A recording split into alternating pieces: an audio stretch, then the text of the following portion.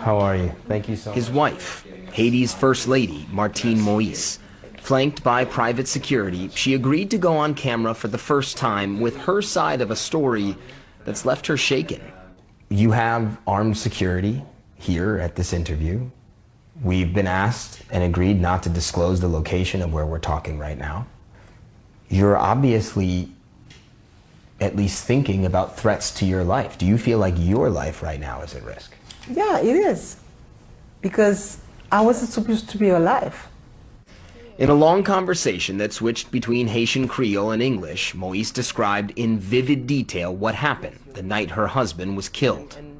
It was around 1 a.m., she says, when the shooting started. It wasn't something small, it was the sounds of automatic weapons. Bullet holes still pockmarked the compound. At the time, she and her husband hid in their bedroom, but just minutes later, she says the door burst open. Gunfire ripped through the air, and at first, only she was hit. Face down and bleeding, she thinks about a dozen men ransacked the room, looking for something specific.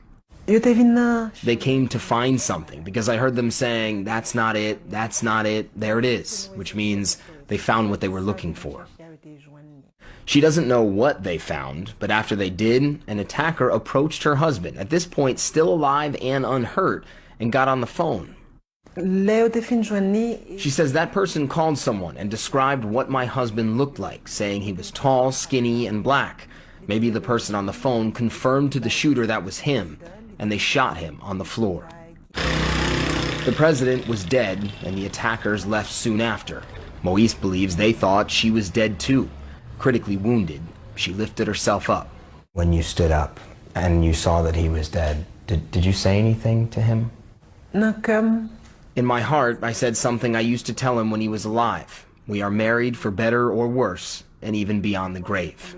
Her left side bleeding and her right arm shredded by gunfire, she's eventually led out of the house by police and comes to a quick conclusion. The dozens of security guards normally on hand to protect the president either let the attackers in or they abandoned their posts.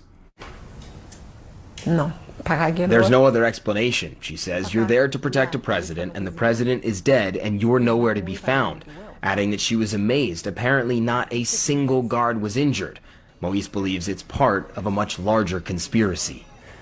At your husband's funeral, you said, quote, "The raptors are still out there watching and laughing at us." Yes, what did you mean by that? Yes, they are. Because no one is being arrested yet. The people that they arrest is the people that pull the trigger. They won't pull the trigger with no orders. So the main character that we need is the people that paid for that and the people that gave the order. And you think that that person or persons has not yet been arrested? Oh. No. The official investigation has led to the arrest of more than 40 suspects, but has still not provided a motive for the president's killing or identified a mastermind behind it all. That has left a vacuum. Haiti flooded with theories about who killed a president who at the time of his death was an embattled, largely unpopular leader. Even still, for his widow, this was an unimaginable ending. I never thought that the level of hate ever existed in the country. You never thought this could happen? No. Because your husband did have a lot of enemies. Yes, he did. But I didn't know that they hated that much to kill him. Matt Rivers joins us. Now, does the First Lady have any confidence that the investigation will lead to who orchestrated this whole thing? I think it's safe to say no, she does not, Anderson. She continues to want the U.S. authorities that are already involved in this investigation to even ramp up their participation. She's also publicly calling on the United Nations to create a special investigative tribunal to investigate her husband's assassination, much like they did after the assassination of Lebanon's president back in the mid-2000s. Basically, she's saying there are so many powerful interests in Haiti that if outside investigators, foreign investigators, are not involved in this, she doesn't think the truth will ever really be found out. Matt Rivers, appreciate it.